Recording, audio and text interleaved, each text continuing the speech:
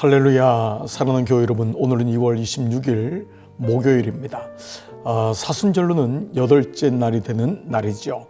자, 이제 오늘부터는 우리가 5가지의 목적 가운데 바로 예배에 대한 첫 시간이 시작되겠습니다.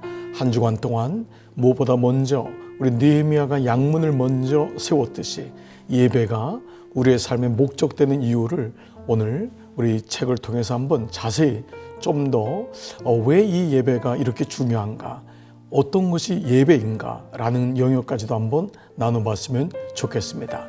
자, 8번째 날. 자, 첫 번째 목적인 예배는요, 우리는 하나님의 기쁨을 위해 계획되었다. 이제 큰 주제를 가지고 오늘 8번째 우리 사순절 시간을 나누도록 하겠습니다. 하나님의 기쁨을 위해 계획되었다. 자, 요한계시록 4장 11절 말씀. 우리 주 하나님이여 영광과 존귀와 권능을 받으시는 것이 합당하오니 주께서 만물을 지으신지라 만물이 주의 뜻대로 있었고 또 지으심을 받았나이다. 자, 그러니까 만물이 주님의 뜻대로 지으셨기 때문에 그 만물이라는 건 뭐죠?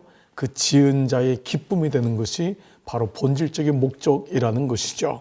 시편 149편 4절 여호와께서는 자기 백성을 기뻐하시며, 이것이 하나님이 우리를 만드신 이유죠. 그래서 우리가 첫 번째 인생의 목적이 무엇입니까? 하나님의 기쁨이 되는 것, 하나님을 영원토록 즐거워하는 것, 이것이 가장 중요한 소요리 문답의 1번이죠. 인생의 목적, 인간의 목적은 하나님을 영원토록 즐거워하는 것이다. 그분의 기쁨이 되기 위하여, 하나님의 기쁨이 되기 위하여 계획되었다, 창조되었다. 자, 이게 뭔지를 한번 나눠보겠습니다. 우리는 하나님의 기쁨에 의해 계획되었다. 우리가 이 세상에 태어나는 순간 하나님은 보이지 않는 증인으로 그 자리에 계셨고 우리의 출생을 바라보시며 미소 짓고 계셨다. 하나님은 우리가 이 땅에 살아있기를 원하셨고 우리가 태어난 것을 매우 기뻐하셨다. 하나님은 우리를 창조하실 필요가 없었다. 하지만 그분의 기쁨을 위해 우리를 창조하기로 하셨다. 그래서 하나님의 유익, 영광, 목적, 그리고 기쁨을 위해 존재한다. 하나님을 기쁘게 해드리고 그분의 기쁨을 위해 사는 것이 우리 삶의 첫 번째 목적이다. 이 진리를 온전히 이해하면 더는 자신이 하찮게 느껴지는 문제로 괴로워하지 않을 것이다. 이 사실이 우리의 가치를 증명하기 때문이다. 대부분의 사람들이 인생의 목적이나 의미를 찾지 못해요. 나는 왜 사는지 모르겠어요. 그렇기 때문에 목적이 분명하다면 그 목적에 무엇이 있냐, 이게 정말 중요하잖아요. 우리가 하나님이 나를 만드셨고 일부러 하나님이 나의 기쁨이 되기 위하여, 당신의 기쁨을 위해서 나를 만드셨다면 정말 우리는 다른 하찮은 것 때문에 너무 괴로워하거나 힘들어하지 않을 것이라는 것이죠. 자, 하나님은 우리에게 주신 큰 선물 중 하나는 기쁨을 누릴 수 있는 능력이다. 그분은 우리가 기쁨을 경험할 수 있도록 5가지 감각과 감정을 주셨다. 우리는 하나님께도 감정이 있다는 사실을 종종 잊는다. 그분은 모든 것을 매우 깊이 느끼신다. 성경은 하나님이 슬퍼하시고 질투하시고 분노하시고 또 기쁨, 즐거움, 만족, 그리고 동정, 연민, 피해를 느끼신다고 말한다. 하나님은 사랑하시고 즐거워하시며 기뻐하시고 좋아하시며 심지어 웃으신다. 이렇게 하나님께 기쁨을 드리는 것을 예배라고 한다. 그러니까 예배는 어떤 짜여진 틀 가운데 있는 것이 아니라, 물론 형식이 필요하겠죠. 그러나 그 안에서 하나님의 모든 감정, 하나님의 마음을 느끼는 거예요. 하나님이 어떤 마음을 가지고 있는가, 거기 또 내가 반응하는 거라는 것이죠. 하나님께 기쁨을 드리는 모든 행동이 예배이다. 예배도 다이아몬드처럼 다양한 측면을 지닌다. 예배에 대해 완전히 이해하려면 많은 책이 필요하겠지만 이번 책에서는 예배의 중요한 측면만 한번 살펴보겠어요. 인류학자들은 사람이 어느 문화권에서 살든지 본능적으로 무엇인가를 섬긴다는 것을 알았다. 이것은 누구에게나 다 신적 존재와 연결되고 싶다는 하나님이 인간 안에 심어놓으신 내재된 갈망이다. 그래서 예배는 먹거나 숨쉬는 것만큼 자연스러운 일이다. 하나님을 예배하지 않으면 반드시 그 자리를 대신할 무언가를 찾게 되는데 심지어 우리 자신이 그 대체물이 되기도 한다. 여러분, 이 부분이 이해되시지 않나요? 결국 우리가 하나님이 없으면, 하나님을 예배하지 않으면 또 다른 대체물을 찾게 되는 거예요. 그 중에 하나가 우리고, 또 오늘날 정말 우리가 경계해야 될 것 중에 정말 우리나라 가운데 이 쌓여있는, 아니 모든 사람 가운데 있는 무속이라고 하는 것입니다. 이게 이제 정령신학이라고 하는데, 이건 뭐냐 하면 모든 것을 신으로 만드는 것입니다.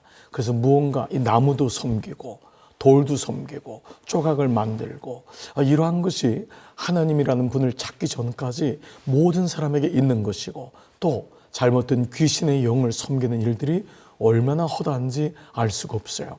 예수 믿는 축복 가운데 하나는 하나님이 어떤 분이신지를 명확히 알게 되면 그분이 바로 창조자요, 전능자요, 가장 놀라운 분이심을, 정말 신 중의 신임을 알게 되기 때문에, 무엇보다 하나님의 속성, 우리를 향한 하나님의 속성이 무엇인지를 알기 때문에 거짓 신에 속지 않습니다.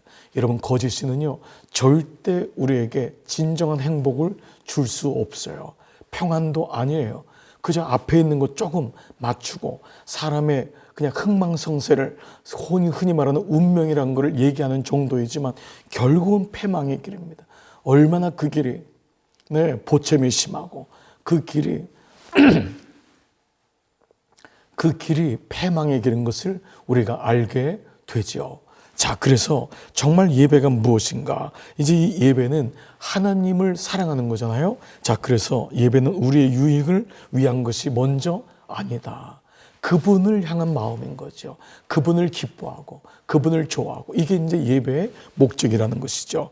나는 목사로서 오늘 예배 정말 좋았습니다. 아주 많은 것을 얻었습니다. 라고 쓰인 쪽지를 받는다. 이것은 예배에 대한 또 다른 오해이다.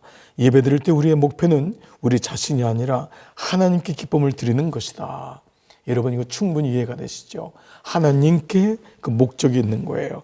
만일 우리가 오늘 예배에서 아무것도 얻지 못했어 라고 말한 적이 있다면 그것은 잘못된 이유로 예배를 드린 거다.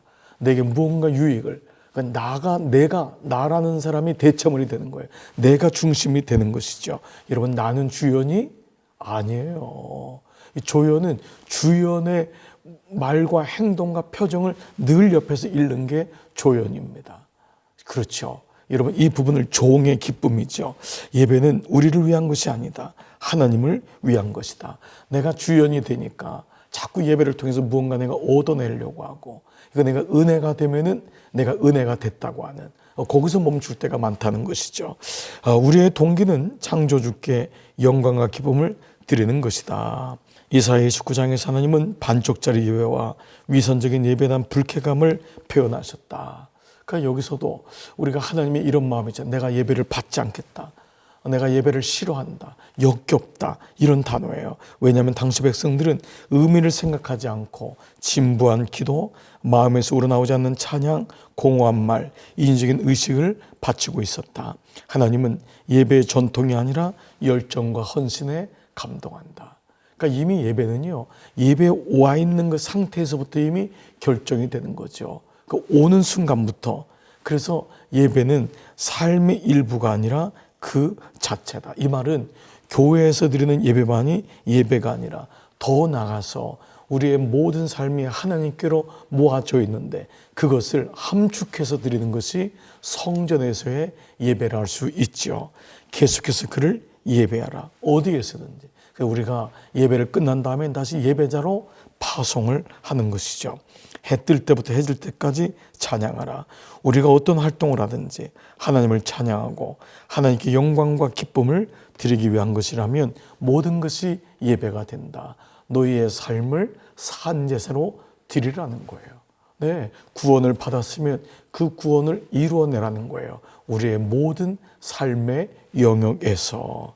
자, 그래서 그런지 너희가 먹든지 마시든지 무엇을 하든지 하나님의 영광을 위하여 하라. 이게 개신교의, 이게 프로테스탄트 개신교의 출발이었어요. 마틴 루터 보세요. 우유 짜는 사람은 하나님의 영광을 위해 젖소의 젖을 짤 수 있다. 구두 수성공은 구두하는 만드는 그 시간이 예배하는 시간이고, 아이를 기르는 어머님은 아이를 기르는 양육하는 젖을 먹이는 그 시간, 돌보는 그 시간이 예배하는 시간이고, 어르신들을 섬기는 분은 그 어르신 노모를 섬기는, 아버지를 섬기는 그 시간도 예배하는 시간이다. 왜냐하면 하나님이 그 가운데 기뻐하시는, 우리는 얼마든지 예배를 드릴 수 있어요. 그래서 그 예배 안에 우리가 회개와 감사와 찬송과 또 하나님 말씀을 듣고 또 결단하고 파송하고, 이 모든 것이 모든 삶의 영역에서 다 있다는 것이죠. 자, 어떻게 하면 모든 일을 하나님의 영광을 위해 할 수 있을까? 그것은 모든 일을 예수님을 위한 것처럼, 또 그가 일을 하는 동안 그분과 끊임없이 대화함으로, 성경은 무슨 일을 하든지 마음을 다하여 죽게 하듯 하고 사람에게 하듯 하지 말라. 즉 모든 일을 예수님을 위해서 하는 것처럼 이것이 예배드리는 삶의 비결이다. 네, 이 모든 것을 죽게 하듯 하라. 자, 로마서 12장 1절 다 같이 읽어볼게요. 여러분의 매일의 삶, 일상의 삶, 자고 먹고 일하고 노는 모든 삶을 하나님께 헌물로 드리십시오. 이게 뭐예요? 살아있는 산 제사로 드리십시오. 제사는 그냥 죽은 제사가 아닌 거예요. 그 양과 염소 죽은 것을 드리는 것이 아니라 내 삶에서 living life, living sacrifice, 살아있는 제사를 드릴 때 그것이 진짜 하나님을 의식하고 하나님의 감정, 하나님의 기쁨, 이거예요. 그래서 그분의 임재를 의식하며 행할 때 그 일은 예배가 된다. 아내를 처음 사랑하게 되었을 때 나는 끊임없이 그녀를 생각했다. 아침을 먹을 때, 학교에 갈 때, 수업 중에, 마트에서 줄을 서서 기다릴 때, 차에 기름을 넣을 때도 나는 아내의 생각을 멈출 수가 없었다. 나는 종종 그녀에 관한 혼잣말을 하기도 하고 그녀에 관해 좋아하는 모든 것을 생각하기도 했다. 덕분에 우리는 수백 킬로 떨어져 살고 다른 학교에 다녔지만 서로를 가깝게 느낄 수 있었다. 끊임없이 그녀를 생각하면서 나는 그녀의 사랑 안에 거할 수 있었다. 예수님과 사랑에 빠지는 것, 이것이 진정한 예배다. 아멘. 그렇죠. 그러니까 예배의 본질이 뭐냐? 나는 그분의 기쁨을 위해 계획되었다. 그분이 기뻐하는 거예요. 이게 예배예요. 그러니까 여러분 살아가면서 정말 주님이 기뻐하신다. 이거죠. 네, 이걸 정말 느끼는 거예요. 야, 내가 이렇게 사니까 이렇게 기도하고 늘 주님과 교제하고 주님의 생각은 무엇일까? 이렇게 하면 기뻐하실까? 그래서요, 때로는 성령께서 우리 마음에 근심을 주는 거예요. 왜냐하면 내가 주님과 멀어져 있을 때, 내가 이렇게 세상에는 관심이 많고 늘 이런 것으로 쫓아다니는데 그분의 마음이 없구나. 근데 성령께서 우리 마음을 근심하게 하고 또 깨닫게 해서 또 예배 가운데 나가게 되고, 그 예배 때 주시는 은혜가 우리의 삶의 모든 파편, 조각 가운데 임하여지는 줄 믿습니다. 여러분, 우리 모든 하나님의 기쁨을 위해 계획된 줄 믿습니다. 이것이 바로 예배의 본질, 그분 안에 거하는 것, 그분을 사랑하는 것입니다. 자, 오늘 8번째 날, 하나님의 기쁨을 위해 계획되었다. 나 주님의 기쁨 되기 원하네. 생각할 점, 나는 하나님의 기쁨을 위해 계획되었다. 그러면 역으로 말하면 하나님의 기쁨이 안 될 때가 언제인가? 여러분, 그래서 근심하지 마세요. 너무 두려워하지 마세요. 그때마다 주님을 믿으면은 주님을 바라보는 거예요. 사랑은요, 믿을 때 생기잖아요. 사랑은 순종할 때 생기는 거거든요. 믿을 때 순종이 생기는 거거든요. 그래서 이 마음을 잊지 않는 거예요. 하나님은 여호와께서는 자기 백성을 기뻐하시고, 그 기쁨을 이기지 못한다. 내가 너로 인하여 내 기쁨을 이기지 못하며 잠잠히 너를 사랑하시며, 이걸 느끼는 게 예배인 줄 믿습니다. 그래서 저는 저도 예배를 드리지만 제가 예배를 맡은 설교 시간에 교우들을 보면은요, 그 자리에 앉아 있고 예배하는 것 자체가 너무너무 행복해요. 기뻐요. 그분도 오늘도 예배에 왔구나. 그분을 또 예배로 파송할 때 기쁨이 있어요. 한 주간 동안 하나님을 놓치지 말아야 되는데 끝까지 승리하기를 중보하고, 그리고 또 마침내 주의 성전으로 달려나와 또 이 말씀을 배우고 그 말씀이 주게 돼야 되니까요. 하나님 사랑하는 것을 배우고 목장에서 연습하고 사역에서 또 훈련하고, 이런 모든 과정이 여러분 예배의 본질이 되기를 축복합니다. 암송 말씀, 여호와께서는 자기 백성을 기뻐하시며. 삶으로 떠나는 질문해 볼게요. 지금 하고 있는 일상적인 일 중에 예수님을 위해 하듯이 할 수 있는 일은 무엇이 있는가? 여러분, 아침에 일어났을 때 매일의 삶 속에서 주님 늘 교제하고 주님을 생각하고 주님과 동행하는, 이것이 동행하는 삶이에요. 네, 이렇게 될 때 우리는 늘 주님과의 기쁨의 예배가 될 줄 믿습니다. 오늘 목요일 저녁 여러분 하루도 예배하는 마음으로 이 말씀을 들으면서 마무리하시고, 오늘 한 날 중에 말씀을 듣는 분들도 주님, 내가 일하고 있는 이 시간이 예배의 시간입니다.